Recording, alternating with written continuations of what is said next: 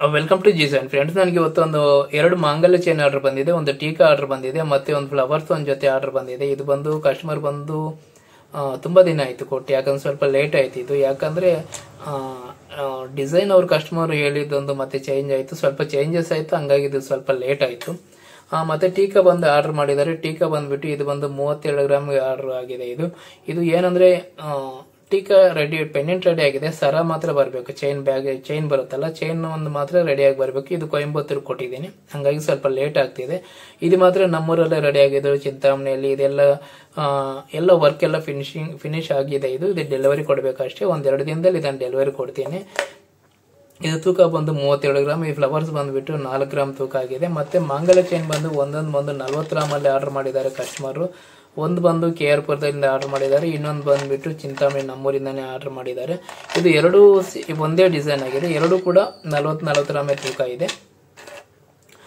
ಮತ್ತೆ ನಾನು ಈ ವಿಡಿಯೋ ಮಾಡೋ ಉದ್ದೇಶ ಏನಂದ್ರೆ, ನನಗೆ ತುಂಬಾ ಜನ ಕೆಲವರು ವಾಟ್ಸಪ್ ಅಲ್ಲಿ ಕೇಳ್ತಿದ್ದಾರೆ, ಕೆಲವರು ಬಂದು ಡೈರೆಕ್ಟ್ ಆಗಿ ಫೋನ್ ಮಾಡಿ ಯಾಕೆ ನೀವು ವಿಡಿಯೋಸ್ ಏನು ಮಾಡ್ತಿಲ್ಲ, ಮತ್ತೆ ಜ್ಯುವೆಲ್ರಿ ಏನು ವಾಟ್ಸಪ್ಗೆ ಸ್ಟೇಟಸ್ಗೆ ಆಗ್ತಿಲ್ಲ, ಪೋಸ್ಟ್ ಮಾಡ್ತಿಲ್ಲ ಅಂತೇಳಿ ಕೆಲವರು ಕೇಳ್ತಿದ್ದಾರೆ. ಅವ್ರಿಗೋಸ್ಕರ ನಾನು ಹೇಳ್ತಿದ್ದೀನಿ, ನನಗೇನಾದ್ರು ಸ್ವಲ್ಪ ಹೆಲ್ತ್ ಸರಿ ಇಲ್ಲದೆ ಇರೋದ್ರಿಂದ ನಾನು ತುಂಬ ಕಡೆ ಓಡಾಡ್ತಿದ್ದೀನಿ. ನನಗೆ ಓಡಾಡೋದೇ ತುಂಬ ಸರೋಗ್ತಿದೆ, ತುಂಬ ರಿಸ್ಕ್ ಆಗ್ತಿದೆ ಅಂತೇಳಿ ಅದು ನನ್ನ ಪ್ರಾಬ್ಲಮ್. ಮತ್ತೆ ಇನ್ನೊಂದು ಏನಂದರೆ, ನನಗೆ ವಿಡಿಯೋ ಮಾಡಲಿಕ್ಕೆ ಟೈಮ್ ಇಲ್ಲ, ಆರ್ಡ್ರ್ಗಳೇನೋ ಬರ್ತಿದೆ, ಡೆಲಿವರಿ ತಗೊಂಡು ಕೊಡಲಿಕ್ಕೆ ಸ್ವಲ್ಪ ಇದಕ್ಕೆ ಟೈಮ್ ಎಲ್ಲ ಸಾಕಾಗೋಗ್ತಿದೆ ನನಗೆ. ಯಾಕಂದರೆ ಇವಾಗ ಕಸ್ಟಮರ್ ಆರ್ಡರ್ ಮಾಡಿರ್ತಾರೆ, ಅದನ್ನು ನಾನು ಕೆಲಸಗಾರರಿಗೆ ಕೊಟ್ಟು ಮಾಡಿಸಿ ಮತ್ತೆ ಅದನ್ನ ಡೆಲಿವರಿ ಕೊಡ್ಲಿಕ್ಕೆ ಟೈಮ್ ಸಾಕಾಗೋಗ್ತಿದೆ, ಹಂಗಾಗಿ ನಾನು ವಿಡಿಯೋಗಳೇನು ಮಾಡಕ್ ಹೋಗ್ತಿಲ್ಲ. ಮತ್ತೆ ಇನ್ನೂ ಸ್ವಲ್ಪ ದಿನ ವಿಡಿಯೋ ಮಾಡ್ಲಿಕ್ಕೆ ನನ್ನ ಕೈಲಿ ಆಗದೆ ಇರ್ಬೋದು. ಯಾಕಂದ್ರೆ ನನ್ನ ಪ್ರಾಬ್ಲಮ್ ಏನಾಗಿರ್ಬೋದು, ನಿಮ್ಗೆ ಏನೇ ಆರ್ಡರ್ ಮಾಡಿದ್ರು ಕೂಡ ನಾನು ನಿಮ್ಮ ಜ್ಯುವೆಲ್ರಿನ ನಿಮಗೆ ಡೆಲಿವರಿ ಕೊಡ್ತೀನಿ. ಮತ್ತೆ ನಿಮಗೆ ನನ್ನ ಕೈಯಲ್ಲಿ ಎಷ್ಟು ಕಡಿಮೆ ಆಗುತ್ತೋ ಅಷ್ಟು ಕಡಿಮೆಗೆ ಮೇಕಿಂಗ್ ಚಾರ್ಜ್ಗೆ ನಿಮ್ಮ ಕಡಿಮೆಗೆ ನಾನು ಮಾಡಿಕೊಡ್ತೀನಿ. ಹಂಗಂತೇಳಿ ನಾನು ಮೊದಲು ಮಾಡ್ತಿರೋ ಪರ್ಸೆಂಟೇಜ್ ಇವಾಗಲೂ ಮಾಡ್ತೀನಿ, ಮತ್ತೆ ಹೊಸದಾಗಿ ಏನೋ ಕಡಿಮೆ ಮಾಡಿಬಿಡ್ತೀನಿ ಅಂತ ಏನು ಅನ್ಕೋಬೇಡಿ. ನೀವು ಬೇರೆ ಕಡೆ ಅಂಗಡಿಗಳಲ್ಲಿ ಮಾಡ್ಸೋಕ್ಕಿಂತ ಇನ್ನೊಂದು ಸ್ವಲ್ಪ ಕಡಿಮೆ ಇರುತ್ತೆ ಅಷ್ಟೇ ನಾನು ಹೇಳೋದು. ಮತ್ತೆ ಇದು ಟೀಕಾ ಆಗಿರ್ಬೋದು, ಏನಾಗಿರ್ಬೋದು, ಅದು ಕಲ್ಲಿನ ತೂಕ ಏನಿದೆ ಅದು ವಾಪಸ್ ಕೊಡ್ತೀನಿ. ತುಂಬಾ ಜನ ಏನು ಮಾಡ್ತಾರೆ ಅಂದರೆ, ಹೊಸಬ್ರು ನಾನು ಹೇಳ್ತಿದ್ದೀನಿ, ಪದೇ ಫೋನ್ ಮಾಡಿ ನನಗೆ ಇದಕ್ಕೆ ಮೇಕಿಂಗ್ ಚಾರ್ಜ್ ಎಷ್ಟಾಗುತ್ತೆ, ಅಮೌಂಟ್ ಎಷ್ಟಾಗುತ್ತೆ ಅಂತ ನಾನು ಕೇಳ್ತಿರ್ತಾರೆ. ನನಗೆ ಏನಾಗುತ್ತೆ ಅಂದರೆ, ಅದು ನಾನು ಮಾಮೂಲಿಗೆ ಹಳೆ ಕಸ್ಟಮರ್ಗೆ ನಾನು ರಿಪ್ಲೈ ಟಕ್ಕಂತ ಮಾಡ್ತೀನಿ. ಯಾಕಂದ್ರೆ ಅವ್ರಿಗೆ ಗೊತ್ತಿರುತ್ತೆ ನನ್ನ ಬಗ್ಗೆ, ನನಗೆ ಆರ್ಡರ್ ಬರುತ್ತೆ ಅಂತ ಟಕ್ಕಂತ ಮಾಡ್ತೀನಿ. ತುಂಬ ಜನ ಎಂಕ್ವೈರಿ ಮಾಡೋಕ್ಕೋಸ್ಕರನೇ ಫೋನ್ಗಳು ಮಾಡಿ ನನ್ನನ್ನು ಇದೆಷ್ಟಾಗುತ್ತೆ ಅದೆಷ್ಟಾಗುತ್ತೆ ಅಂತ ಕೇಳ್ತಿರ್ತಾರೆ. ಆ ಥರ ಕೇಳಬೇಡಿ. ನಾನು ಏನಂದರೆ, ನಿಮಗೆ ಜ್ಯುವೆಲ್ರಿ ಬೇಕು ಅಂತ ಡಿಸೈಡ್ ಆದಮೇಲೆ ಅದು ತೂಕ ಸ್ವಲ್ಪ ಹೆಚ್ಚು ಕಡಿಮೆ ಆಗ್ಬೋದು. ನೀವು ಡಿಸೈಡ್ ಆಗಿಬಿಟ್ಟು ನನಗೆ ಕಾಲ್ ಮಾಡಿ. ನನ್ನ ತಾಳ್ಮೆ ತುಂಬ ಕಡಿಮೆ ಆಗ್ತಿದೆ, ನಾನು ಮಾತಾಡ್ಲಿಕ್ಕಾಗಲಿ ಫೋನಲ್ಲಾಗಲಿ ಏನೂ ನಾನು ಮಾತಾಡೋಕ್ಕೆ ಹೋಗ್ತಿಲ್ಲ. ನನ್ನನ್ನು ಅರ್ಥ ಮಾಡ್ಕೊಳ್ಳಿ. ನಿಮ್ಗೆ ಏನೇ ಜ್ಯುವೆಲ್ರಿ ಬೇಕಿದ್ರು ಕೂಡ ನೀವು ಡೈರೆಕ್ಟಾಗಿ ವಾಟ್ಸಪ್ ಮಾಡಿ. ಮತ್ತೆ ನನ್ನ ನಂಬರ್ ಕೊಟ್ಟಿರ್ತೀನಿ, KR-ಪುರದಲ್ಲಿ ನಾನು ಇನ್ನೊಂದು ನಂಬರ್ ಕೊಟ್ಟಿರ್ತೀನಿ. ನನಗೆ ಒಂದು ವೇಳೆ ಫೋನು ನಾನು ಆನ್ಸರ್ ಮಾಡದೇ ಇದ್ರು ಕೂಡ ಆ ನಂಬರ್ಗೆ ಕಾಲ್ ಮಾಡಿ ನೀವು ಆನ್ಸರ್ ಕೇಳಿ, ನಾನು ಹೇಳ್ತಾನೆ. ಮತ್ತೆ ಏನಕ್ಕೆ ಹೇಳ್ತಿದ್ದೇನೆ ಅಂದರೆ, ವಿಡಿಯೋ ಏನಕ್ಕೆ ಮಾಡ್ತಿದ್ದೇನೆ ಅಂದರೆ, ವಿಡಿಯೋ ತುಂಬ ಜನ ಎದುರು ನೋಡ್ತಿರ್ತಾರೆ. ಏನೋ ಒಂದು ವಿಡಿಯೋ ಬರುತ್ತೆ, ಏನೋ ಒಂದು ಮಾಡುತ್ತೆ, ಆರ್ಡರ್ ಮಾಡಬೇಕು ಅಂದ್ಕೊಂಡಿದ್ದೀವಿ ಸರ್, ಈ ನಡುವೆ ನೀವು ವಿಡಿಯೋನ ಮಾಡ್ತಿಲ್ಲ ಯಾಕೆ ಅಂತ ಕೆಲವರು ಕೇಳ್ತಾರೆ. ಅದಕ್ಕೋಸ್ಕರ ನಾನು ವಿಡಿಯೋ ಮಾಡ್ತಿದ್ದೀನಿ. ಇದನ್ನು ಕೂಡ ವಿಡಿಯೋ ಮಾಡೋ ನನಗೆ ಓಪಿಕೆ ಇರಲಿಲ್ಲ. ಆಲ್ರೆಡಿ ಟೈಮ್ ನೋಡಿದ್ರೆ 10:30-11 ಗಂಟೆ ಆಗ್ತಿದೆ ಅಮ್ಮ, ನಾನು ಬೇಗ ಹೊರಟೋಗ್ಬಿಡ್ಬೇಕು. ಹತ್ತಿರದಲ್ಲೇ ನಾನು ಮತ್ತೆ ನಿಮಗೆ ಇನ್ನೊಂದು 2 ಲಾಂಗ್ ಹಾರ ಇದೆ. ಈ ನಡುವೆ ಎಲ್ಲ ತುಂಬ ನೀಟಾಗಿ ಬಂದಿರೋ ಐಟಮ್ ಕೂಡ ನಾನು ವಿಡಿಯೋ ಮಾಡೋಕ್ಕಾಗಲಿಲ್ಲ ನನ್ನ ಕೈಯಲ್ಲಿ. ನಾನು ವಿಡಿಯೋ ಮಾಡಿದ್ರೆ ನಿಮಗೆ ಏನಾಗುತ್ತೆ ಅಂದರೆ, ನಿಮಗೆ ಒಂದು ಆಸೆ ಹುಟ್ಟುತ್ತೆ, ಇದನ್ನು ನಾವು ಮಾಡಿಸ್ಕೋಬೇಕು ಅಂತ ಒಂದು ಆಸೆ ಅನ್ನೋದು ಹುಟ್ಟುತ್ತೆ. ಅದಕ್ಕೋಸ್ಕರ ನಾನು ಪದೇ ಮಾಡಿದ್ರೆ ವಿಡಿಯೋ ಮಾಡಿದ್ರು ಕೂಡ ಮತ್ತೆ ಅದನ್ನು ಮಾಡ್ತಿದ್ದೆ ನಾನು. ಇವಾಗ ನನಗೆ ತಾಳ್ಮೆ ಇಲ್ಲ, ಓಪಿಕೆ ಇಲ್ಲ, ನನಗೆ ಮಾನಸಿಕವಾಗಿ ತುಂಬ ನಾನು ಕುಗ್ಗೋಗಿದ್ದೀನಿ. ಹಂಗಾಗಿ ನಾನು ವಿಡಿಯೋ ಮಾಡೋಕ್ಕೆ ನನ್ನ ಮನಸ್ಸಿಲ್ಲ. ಆದರೂ ಕೂಡ ನಾನು ಹೇಳೋದ್ರೆ, ನೀವೇನೋ ಜ್ಯುವೆಲ್ರಿ ಮಾಡಿಸ್ಬೇಕಂದ್ರೆ ಯಾವುದೇ ಥರ ಯೋಚನೆ ಮಾಡಬೇಡಿ. ರೇಟ್ ಜಾಸ್ತಿ ಆಗಿದೆ ಕಡಿಮೆ ಆಗಿದೆ ಅನ್ನೋದು ಇದ್ರ ಬಗ್ಗೆ ಬಿಟ್ಟಾಗ್ಬಿಡಿ. ನೀವು ಬೇಕು ಅಂದರೆ ಮಾತ್ರ 100% ನಾನು ಹೇಳ್ತಿದ್ದೀನಿ, ಜ್ಯುವೆಲ್ರಿ ಮಾಡಿಸ್ಕೊಳ್ಳಿ. ಸ್ವಲ್ಪ ಮೇಕಿಂಗ್ ಚಾರ್ಜು ಜಾಸ್ತಿ ಆಗುತ್ತೋ ಕಡಿಮೆ ಆಗುತ್ತೋ ಅದ್ರ ಬಗ್ಗೆ ಬಿಟ್ಟಾಗ್ಬಿಟ್ಟು ನನ್ನ ಹತ್ರನೇ ಮಾಡಿಸಿ ಅಂತ ಹೇಳ್ತಿಲ್ಲ. ಎಲ್ಲಾದ್ರಾಗ್ಲಿ ನೀವು ಜ್ಯುವೆಲ್ರಿ ಮಾಡ್ಸೋಕ್ಕೆ ಯೋಚನೆ ಮಾಡಬೇಡಿ. ರೇಟ್ ಕಡಿಮೆ ಆಗುತ್ತೆ, ಆಷಾಢದಲ್ಲಿ ಕಡಿಮೆ ಆಗುತ್ತೆ, ಮತ್ತೆ ಜಾಸ್ತಿ ಆಗುತ್ತೆ, ಕಡಿಮೆ ಆಗುತ್ತೆ, ಇದ್ರ ಬಗ್ಗೆ ಯೋಚನೆ ಮಾಡಬೇಡಿ. ಇದೊಂದಾಯಿತು. ಮತ್ತೆ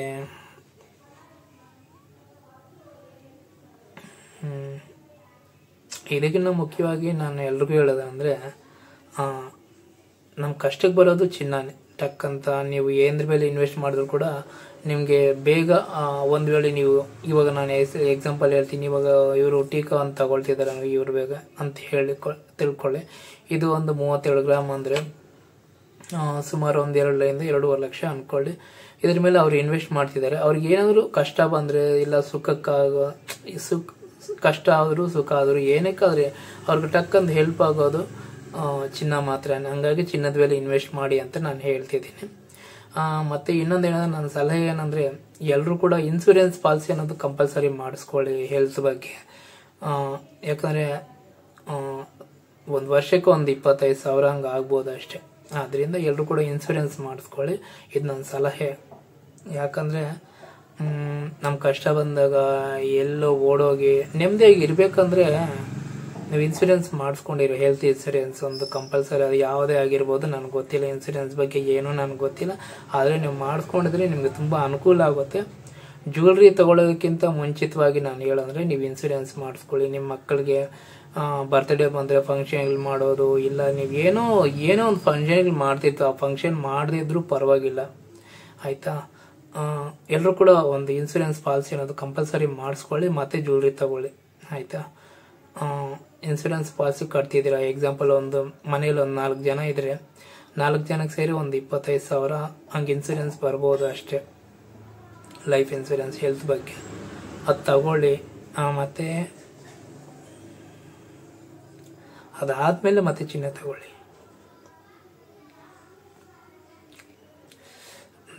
ಮತ್ತೆ ನೀವು ಅನ್ಕೋಬಹುದು, ನಾವು ವಿಡಿಯೋ ನೋಡ್ತಿರೋದು ಬಂದ್ಬಿಟ್ಟು ಚಿನ್ನದ ಬಗ್ಗೆ ಏನಾದ್ರು ಹೇಳ್ತಾನೆ ಅಂತ ನಾವು ವಿಡಿಯೋ ನೋಡ್ತಿದ್ರೆ ಇವನತ್ತೆ ತಲೆ ಇಲ್ಲದೆ ಏನೋ ಇನ್ಸೂರೆನ್ಸ್ ಪಾಲಿಸಿ ಬಗ್ಗೆ ಹೇಳ್ತಿದ್ದಾನೆ ಅಂತ ಅನ್ಕೋಬೇಡಿ. ನಾನೇನು ಇನ್ಸೂರೆನ್ಸ್ ಏಜೆನ್ಸಿ ಅಲ್ಲ, ನಿಮ್ಗೆ ತುಂಬ ಯೂಸ್ ಆಗುತ್ತೆ ಅಂತೇಳಿ ನಾನು ಹೇಳ್ತಿದ್ದೀನಿ. ಯಾಕಂದರೆ ಈಗ ಪ್ರತಿಯೊಬ್ಬರಿಗೂ ಏನೋ ಒಂದು ಹೆಲ್ತ್ ಇಶ್ಯೂ ಬಂದೇ ಬರುತ್ತೆ ಒಂದು 30-40 ವರ್ಷ ಆದಮೇಲೆ. ಅದಕ್ಕೆ ಮೊದಲೇ ನೀವು ಪಾಲಿಸಿ ತಗೊಳ್ಳಿ, ನಿಮ್ಮ ಫ್ಯಾಮ್ಲಿಗೆಲ್ಲ ತುಂಬ ನಿಮಗೆ ಸೇಫ್ ಆಗುತ್ತೆ. ನಾನು ತುಂಬ ಸಫರ್ ಆಗ್ತಿದ್ದೀನಿ, ಅದರಿಂದ ನಿಮಗೆ ಆ ಪರಿಸ್ಥಿತಿ ಬರಬಾರ್ದು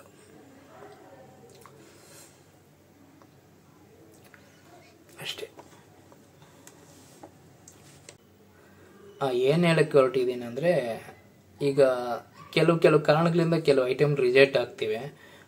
ಅದಕ್ಕೆ ಕಾರಣ ಏನಂದರೆ, ನಾನು ಎಕ್ಸ್ಪ್ಲೇನ್ ಮಾಡಿ ಹೇಳದೇ ಇರೋದು ಒಂದು. ಮತ್ತೆ ಡೆಲಿವರಿ ಕೊಡುವಾಗ ನಾನು ಇದಕ್ಕೆ ಮೊದಲು ಏನಾಗ್ತದೆ ಅಂದರೆ, ವಿಡಿಯೋ ಮಾಡಿದಾಗ ಅದ್ರ ಬಗ್ಗೆ ತಪ್ಪುಗಳೇನಿದೆ, ಕರೆಕ್ಟ್ ಏನಿದೆ, ಅದರಲ್ಲಿ ಏನು ಚೆನ್ನಾಗಿದೆ ಏನು ಚೆನ್ನಾಗಿಲ್ಲ ಅಂತ ನಾನು ಹೇಳ್ತಿದ್ದೆ. ಆದರೆ ಇವಾಗ ಏನಾಗ್ತಿದೆ, ನಾನು ವಿಡಿಯೋ ಮಾಡಿದ್ರಿಂದ ಕೆಲವು ಏನಾಗುತ್ತೆ ಅಂದರೆ, ಕೆಲವು ಕಸ್ಟಮರ್ಗೆ ನೋಡಿದ ತಕ್ಷಣ ಏನೋ ಡಿಫೆಕ್ಟ್ ಅನಿಸುತ್ತೆ, ಅವ್ರಿಗೆ ಏನೋ ಚೆನ್ನಾಗಿಲ್ಲ ಅನ್ಸುತ್ತೆ. ಕೆಲವರು ತುಂಬ ಚೆನ್ನಾಗಿದೆ ಸರ್, ತುಂಬ ಚೆನ್ನಾಗಿದೆ ಅಂತ ಹೇಳ್ಬಿಟ್ಟು ಕೆಲವರು ತಗೊಂಡೋದ್ರೆ, ಇನ್ನು ಕೆಲವರು ನಾನೇನೋ ಅನ್ಕೊಂಡಂಗೆ ಬರಲಿಲ್ಲ, ಈ ಥರ ದೊಡ್ಡದಾಯಿತು ಇಲ್ಲ ಚಿಕ್ಕದಾಯಿತು, ತೂಕ ಜಾಸ್ತಿ ಆಯಿತು, ಏನೋ ಒಂದು ಕಾರಣ ಹೇಳಿ ರಿಜೆಕ್ಟ್ ಮಾಡ್ತಾರೆ. ಆ ಥರ ರಿಜೆಕ್ಟ್ ಮಾಡಬೇಡಿ. ಯಾಕಂದರೆ ಅದಕ್ಕೆ ತುಂಬ ಬೆಲೆ ಇರುತ್ತೆ ಚಿನ್ನದ ಐಟಮ್ಗೆ. ನೀವು ಏನೋ ಒಂದು ಕಾರಣ ಹೇಳ್ಬಿಟ್ಟು ಅದಕ್ಕೆ ರಿಜೆಕ್ಟ್ ಮಾಡಿದ್ರೆ ಅದು ಕರೆಕ್ಟ್ ಅಲ್ಲ. ಯಾಕಂದರೆ ಅಷ್ಟು ಜನ ಕಷ್ಟ ಬಿದ್ದು ಕೆಲಸ ಮಾಡಿರ್ತಾರೆ. ತುಂಬ ಕಷ್ಟ ಇದೆ ಒಂದು ಜ್ಯುವೆಲ್ರಿ ರೆಡಿ ಆಗೋದಂದರೆ, ಅದು ತುಂಬ ರಿಸ್ಕ್ ಆಗಿರೋ ಕೆಲಸ. ನೀವು ಅಂದ್ಕೊಂಡಷ್ಟು ಈಸಿ ಇರಲ್ಲ ಕೆಲಸ, ತುಂಬ ಕಷ್ಟ ಇರುತ್ತೆ. ಅಷ್ಟು ಕಷ್ಟ ಬಿದ್ದು ಮಾಡಿರೋದನ್ನು ಸುಮ್ಮನೆ ಒಂದು ಮಾತಲ್ಲಿ ನೀವು ಚೆನ್ನಾಗಿಲ್ಲ ಅಂತ ಹೇಳ್ಬಿಡ್ತೀರಾ. ಆವಾಗ ಏನಾಗುತ್ತೆ ಅಂದರೆ, ಇಷ್ಟು ನಾವು ಅದ್ರ ಹಿಂದ್ಗಡೆ ತುಂಬ ಕಷ್ಟ ಬಿದ್ದಿರ್ತಾರಲ್ಲ, ಆವಾಗ ಟಕ್ಕಂತ ಬೇಜಾರಾಗೋಗುತ್ತೆ ನಮಗೆ, ಏನು ಈ ಥರ ಹೇಳ್ಬಿಟ್ರಲ್ಲ ಅಂತೇಳಿ. ಒಂದು ವೇಳೆ ಮತ್ತೆ ತೂಕ ಡಿಫ್ರೆನ್ಸ್ ಆಯಿತು ಅಂದ್ಕೊಳ್ಳಿ, ಕೆಲವರು ಅಂತಾರೆ ತುಂಬ ತೂಕ ಆಯಿತು, ನಮ್ಮ ಹತ್ರ ಅಷ್ಟು ಅಮೌಂಟ್ ಇಲ್ಲ, ಬೇಡ ಅಂತ ಹೇಳ್ತಾರೆ. ಬೇಡ ಅಂತಂದರೆ ಅವಾಗ ನಾವು ಏನು ಮಾಡೋಕ್ಕಾಗುತ್ತೆ ಹೇಳಿ. ಬೇಡ ಅಂತಂದರೆ ಸರಿ ಬೇಡ ಬಿಡಿ ಅಂತ ಹೇಳ್ಬಿಟ್ಟು ಹೇಳಬೇಕಾಗುತ್ತೆ. ಆ ಥರ ನಾನು ಹೇಳೋದಂದರೆ, ಆ ಥರ ರಿಜೆಕ್ಟ್ ಮಾಡೋ ಥರ ನೀವು ಯೋಚನೆ ಮಾಡಬೇಡಿ. ಯಾವುದೇ ಜ್ಯುವೆಲ್ರಿ ಆಗಲಿ ಸ್ವಲ್ಪ ತೂಕ ಜಾಸ್ತಿ ಆಗಲಿ ಕಡಿಮೆ ಆಗಲಿ, ಡಿಸೈನ್ ಸ್ವಲ್ಪ ಹೆಚ್ಚು ಕಡಿಮೆ ಇರಲಿ, ಏನಾದರೂ ತೊಗೊಂಡು ಮನೆಗೆ ಇಟ್ಕೊಳ್ಳಿ. ನಿಮ್ಗೆ ಒಂದಲ್ಲ ಒಂದಿನ ತುಂಬ ಹೆಲ್ಪ್ ಆಗುತ್ತೆ ಚಿನ್ನ. ಯಾಕಂದರೆ ನಾನು ನೋಡಿದ್ದೀನಿ, ಯಾರು ಜ್ಯುವೆಲ್ರಿ ಬಗ್ಗೆ ತಪ್ಪುಗಳು ಹಿಡಿಯದೆ ಇರಲಿ ಬಿಡಿ ಚೆನ್ನಾಗಿದೆ, ಇದು ಒಂದು ಇರಲಿ ಬಿಡಿ ಅಂತ ಅನ್ಕೊಳ್ಳೋ ಅವ್ರ ಮನೆಯಲ್ಲಿ ತುಂಬ ಚಿನ್ನ ಇರುತ್ತೆ. ಯಾರು ನಮ್ಗೆ ಆ ಡಿಸೈನ್ ಇಷ್ಟ ಆಗಿಲ್ಲ, ಈ ಡಿಸೈನ್ ಇಷ್ಟ ಆಗಿಲ್ಲ, ಅದು ಚೆನ್ನಾಗಿಲ್ಲ, ಇದು ಚೆನ್ನಾಗಿಲ್ಲ ಅಂತ ಯಾರು ಅಂತಾರೋ ಅವ್ರ ಹತ್ರ ತುಂಬ ಕಡಿಮೆ ಇರುತ್ತೆ ಜ್ಯುವೆಲ್ರಿ. ಅದನ್ನು ನೀವು ಅಬ್ಸರ್ವ್ ಮಾಡಿ, ಆಯಿತಾ. ಮತ್ತು ಏನು ಹೇಳಬೇಕು, ಅದೇ ರಿಜೆಕ್ಟ್ ಮಾಡಬೇಡಿ ಸುಮ್ಮನೆ ಏನೊಂದು ಸಿಲ್ಲಿ ರೀಸನ್ಸ್ ಹೇಳ್ಬಿಟ್ಟು ಐಟಮನ್ನು ರಿಜೆಕ್ಟ್ ಮಾಡಬೇಡಿ. ಮತ್ತು ತುಂಬ ಜನ ಕೇಳ್ತಾರೆ ಇದನ್ನು ಕರೆಸ್ಬಿಟ್ಟು ನಮಗೆ ಬೇರೆ ಮಾಡಿಕೊಡ್ಬೇಡಿ ಅಂತ ಹೇಳ್ತಾರೆ. ನಾವು ಅದನ್ನು ಯೂಸೇ ಮಾಡಿಲ್ಲ ಅಂತ ಹೇಳ್ತಾರೆ. ಆ ಥರ ಯೋಚನೆ ಮಾಡಬೇಡಿ, ಎಲ್ಲ ಜ್ಯುವೆಲ್ರಿನೂ ಚೆನ್ನಾಗೇ ಇರುತ್ತೆ. ಅದನ್ನು ಒಂದಿನ ಹಾಕ್ಕೊಳ್ಳಿ. ಸುಮ್ಮನೆ ಕರೆಸ್ಬಿಟ್ಟು ಏನೋ ಒಂದು ವೇಸ್ಟ್ ಮಾಡಬೇಡಿ. ಆ ಥರ ಹೇಳಿದಾಗ ಕೂಡ ನಾನು ಕೆಲವು ಕಸ್ಟಮರ್ಗೆ ನಾನು ಹೇಳ್ತೀನಿ, ಬೇಡ ಮೇಡಮ್ ಅದನ್ನು ಕರೆಸ್ಬೇಡಿ, ಇಟ್ಕೊಳ್ಳಿ, ವೇಸ್ಟ್ ಮಾಡಬೇಡಿ ಅಂತ ನಾನು ಹೇಳ್ತೀನಿ. ಕೆಲವರು ಹೇಳ್ತಾರೆ, ನಾನು ಸಾಮಾನ್ಯವಾಗಿ ಆ ಐಟಮ್ ಕೂಡ ಮೆಲ್ಟ್ ಮಾಡಲಿಕ್ಕೆ ನಾನು ಒಪ್ಕೊಳ್ಳಲ್ಲ. ಅದೇನೋ ಮುರಿದೋಗಿದ್ರು ಇಲ್ಲ ತುಂಬ ಹಳೆ ಡಿಸೈನ್ ಆಗಿಬಿಟ್ಟು ಏನಕ್ಕೂ ಕೆಲಸಕ್ಕೆ ಬರಲ್ಲ, ಏನು ಚೆನ್ನಾಗಿಲ್ಲ ಅಂತಂದರೆ ಅವಾಗ ಬೇಕಾದ್ರೆ ನಾನು ಬೇರೆ ಮಾಡ್ಕೊಳ್ಳಿ ಅಂತ ಹೇಳ್ತೀನಿ. ಹಿಂಗೆ ಇರಬೇಕು ಅಂತ ಯಾವುದು ರೀಸನ್ ಏನಿಲ್ಲ. ಡಿಸೈನ್ ಹಿಂಗೆ ಇರಬೇಕು, ಹಿಂಗೆ ಬರಬೇಕು ಅಂತ ಏನಿಲ್ಲ. ಹೆಂಗಿದ್ರು ಕೂಡ ಡಿಸೈನಿಗೆ ನಾವು ಹಾಕ್ಕೊಳ್ಳೋರು ನೀಟಾಗಿ ಅನಿಸ್ಬೇಕಷ್ಟೇ. ಎಲ್ಲನೂ ಚೆನ್ನಾಗಿರುತ್ತೆ, ಎಲ್ಲನೂ ತಗೊಳ್ಳಿ ಅಷ್ಟೇ. ಇದು ಹೇಳಿನೂ ಪ್ರಯೋಜನ ಇಲ್ಲ, ನೋಡೋಣ. ನೀವೇನಾದ್ರೂ ಆರ್ಡರ್ ಮಾಡಬೇಕಂದ್ರೆ ಬಂದು G7 ಆರ್ಡರ್ ಮಾಡಿ. ಮೊದಲು ಫುಲ್ ಅಮೌಂಟ್ ಕೊಡಬೇಕು, ಯಾವುದೇ ಕಾರಣಕ್ಕೂ ಸಾಲ ಕೊಡಲ್ಲ. ಇದು ವಿಷಯ.